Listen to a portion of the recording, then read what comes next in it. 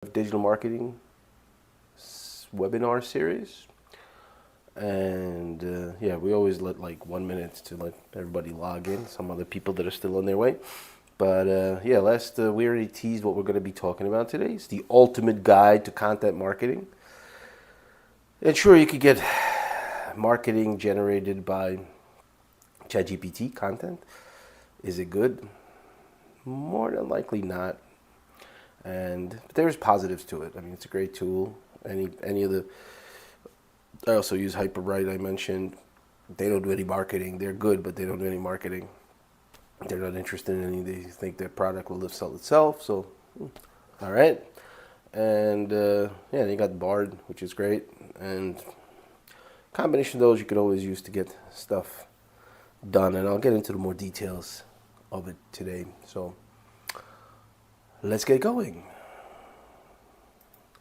Hello, hello. Welcome to our next episode of NC Web Dev Digital Marketing webinars. And today I'm going to be talking about the ultimate guide to digital marketing, to content marketing. Sorry about that.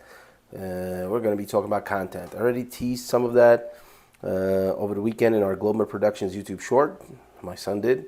And we're kind of going to tie into last week's webinar, because that was on Don't Let Your Website Drown in the Sea of the Internet. And content marketing is the way to save it. And I did mention it last week. And this week, I want to get into the bigger details, greater details of how to get to it. So let's get going.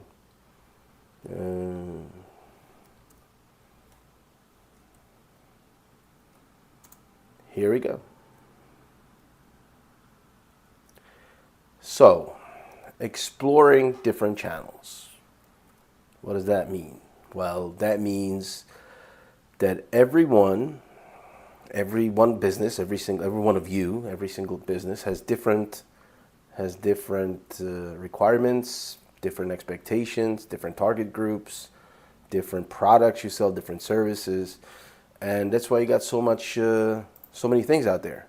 That's why there's so many channels, because there's only certain things you're going to be marketing on, certain channels and certain groups you got to approach differently. Like, people from a different region say different hello. People from a different age group use a different language. People from another age, sort of the pre-digital age, have a little bit more patience. Digital age people have zero patience. So you always have to adjust this. And marketing, the content marketing has to reflect that as well. So, you have the freedom to choose your own platform. However, you got to pick the platform where your target audience is. That's number one. We keep repeating that almost every week. And you also have to get the topics that they speak about, that they're interested in. So, that's the basic thing. So now, once you pick all those things, what you do is you got to stick with it for at least 6 months. Now, you may think, well, it's a long time, but that's about what it is. It's before you get really noticed, before your company or your brand gets on the board anywhere. It's 6 months. So let's get on with the details of it.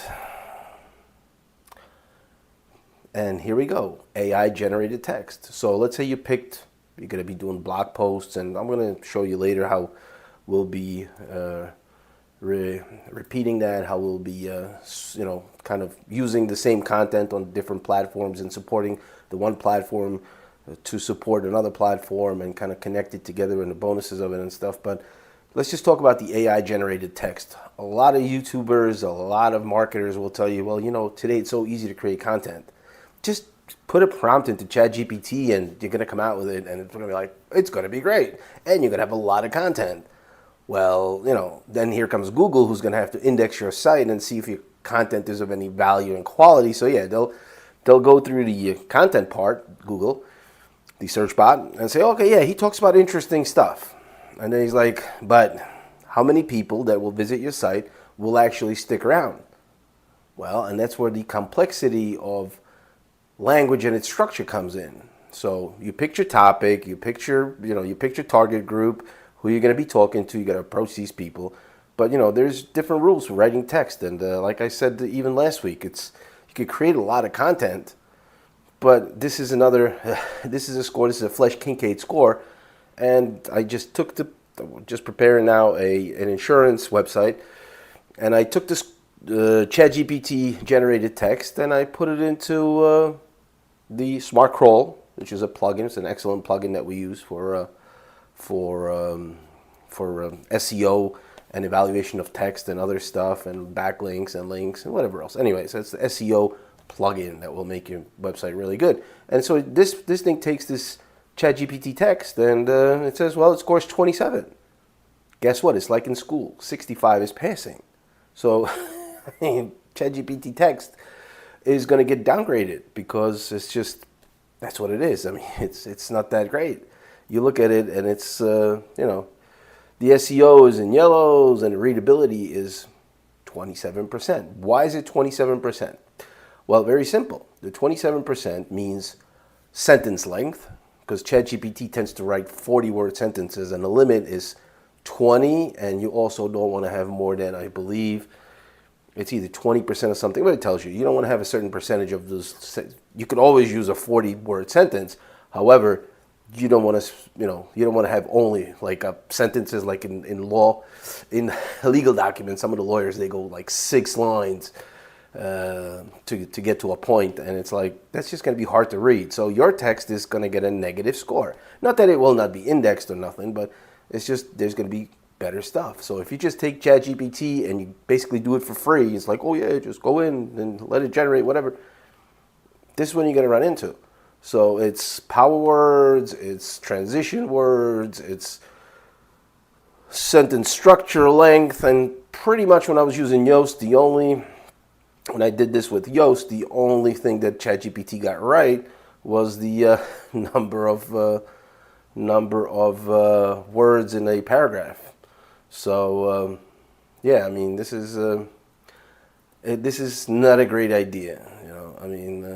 Just did the suggestions based on best practices, and here it is. It says difficult, less than 60, okay, 60, 70. So you basically need to get 60 to not fail. So and you try to get 70 plus. If I write texts, I usually get, if I just straight out, and I've been doing this I've been writing text for probably 30 years or so, and you kind of get used to certain language that people want to hear and see and stuff, and yeah, it's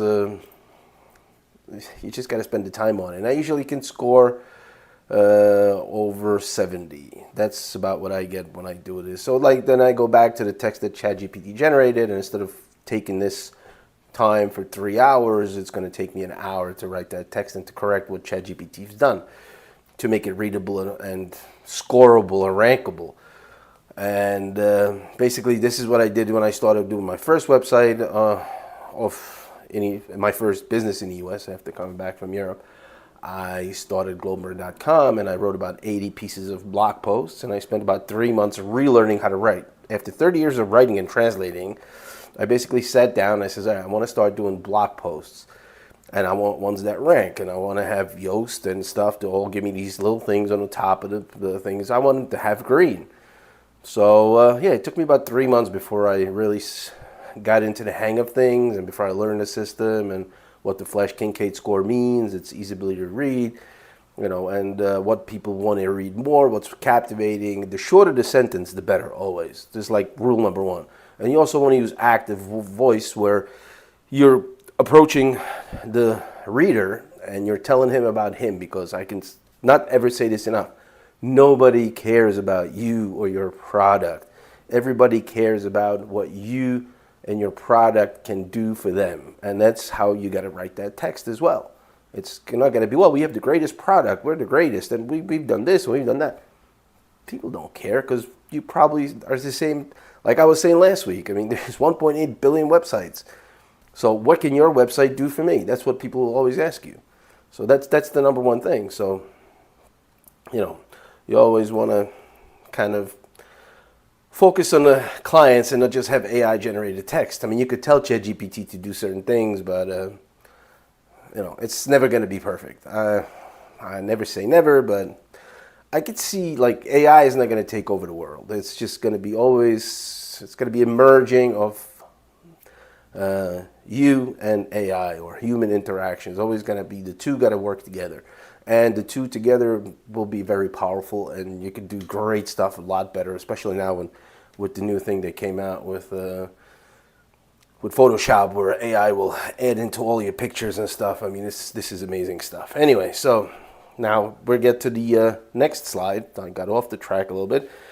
Is insert videos into your blog posts, link your YouTube to your web page, for example, because those should be the top things you should be using. Depends on the channel you pick. We're doing YouTube and website, so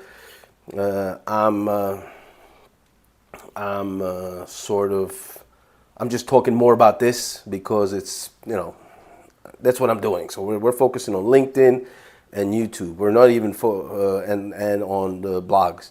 So we're not even like touching Facebook, although we should too. But again, if you're trying to build something up and you don't have 27 employees that are working on your stuff, like some of the big guys that have millions of views and millions of followers, we don't have that yet. It's coming. It's on the way. I'll show you the trajectory, but yeah, you just start focusing on one channel. You add another. You do a little bit more here. You do a little bit more there. You just go here, and then it all comes together. So we've been doing this for more than a year now, creating this content. The Globmer.com I've been doing since like 2018. So that one has about 80 blog posts, and it was actually interesting because I took the keyword instant estate. Now I think I rank number 5 on that still, although I haven't like added another post in 2 years. And it showed my company. Like I basically owned the instant estate search query, where it just showed up like not even like my website. It was like, this is the company that does instant estate. So that's pretty cool stuff that I've done. And I'm like, I could teach people how to do that now too. So that's why I got in transition now into the digital marketing stuff, because it's just been always a hobby of mine. And yeah, I mean, then you make videos from your blog posts, and you make blog posts from your videos, for example. That's how you use content across platforms. So you could use the same piece of information, and you can make a LinkedIn article, then you can make a blog post article from it, but you got to change up stuff. You got to add some links because the structure is a little bit different. But again, you stick to the same topic. You don't change topics. Like, for example, I just had this conversation with my son, and I was like, there's a certain realm that you want to stay around, because that way the platforms then support each other. You don't want to be going off on tangents. You don't want to get into politics. I've had a webinar on that a couple of weeks ago. You don't want to be talking about another industry. Like, oh yeah, everybody's talking about this in this industry. Well, but you're in industry A, and if industry B is amazing, but you're not in it, all the content, it's not going to come together. It's just not going to come together for you. It's going to be just all over the place, and your rankings are not going to be right because you don't have the proper messaging. Because one time you're going to talk about mustard, next time you talk about vitamins, and the next blog post is going to be, everybody's talking about politics, and everybody's talking about new cars, and you got to have the consistent strategy. That's one of the most generic things that ChatGPT will give you, is the stay consistent, stay engaging, do this. But how do you do that? Well, one of the ways you do it is you don't jump between topics. You really literally focus on what your company wants to promote, and that's how you select the strategy. You need to stay with target audience and the topic and stay with it for 6 months, like I said in the beginning. So that's the content part. So don't go back and forth, because you're not going to rank for 100 million words, only for a few. And here's an example of what I'm talking about. We linked over here. If you look, we started a YouTube channel right about here, started promoting it, started doing a lot of daily videos and stuff. And this is a statistic from the website. And the blue line is the impressions. And so here it's kind of starting to turn, but then I put a website, I put our website, NC WebDev, into the YouTube channel, Global Productions. And ever since I've done that, and now what I'm talking about cross-channel support is, YouTube sees, oh, well, this is what they're talking about, and this is the website that more information is found on. And now YouTube and Google are saying, okay, well, let's show them more often. And then you can see this rising. I have not really started posting new posts this year because I really focused on the weekly webinars, and I focused on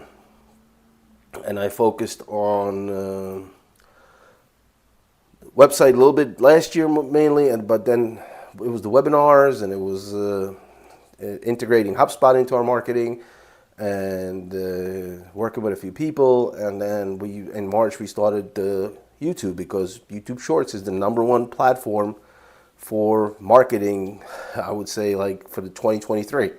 So if you're not on YouTube Shorts, you're hurting yourself. And as you see, there's a great support for the website as well. I mean, it starts showing more just by not doing anything extra. And now I started putting some posts, like for example, I did this 5 reasons why mobile friendly web design is a must-have in 2023.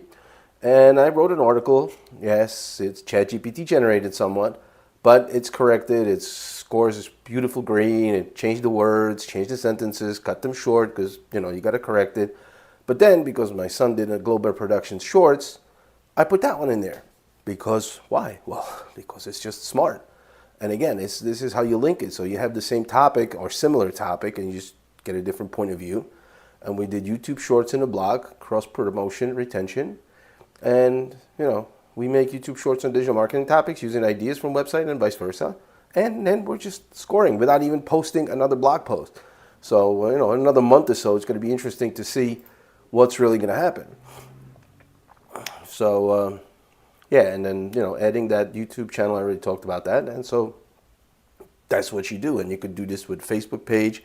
And on a Facebook page, you could link back to your LinkedIn page, and LinkedIn page to YouTube, and YouTube to website. And once you get all, but again, you can't do all unless you want to really spend a lot of money on it. You can't just really do high quality stuff if you're just limited in budgets. If you're limited in budget, stick with one channel and do thorough, good quality content on that one channel. It's going to be better than doing crap on 4, because competition's pretty big no matter where you're going to go. So that's something to keep in mind as you're doing all these promotions, as you're doing all the content marketing. And that's pretty much most of what I wanted to say. And if you have any questions, feel free to reach out and ask me. Today's a little bit shorter probably version of things that I've been trying to say and get out to you, but it's not that much. It's still closer to the 18 minutes, but I'll be around if you want. Send me an email or write a comment here on YouTube, LinkedIn, or Facebook, wherever you may be watching. And yes, thank you for your attention, and I'll see you next week again. Have a great day. Bye.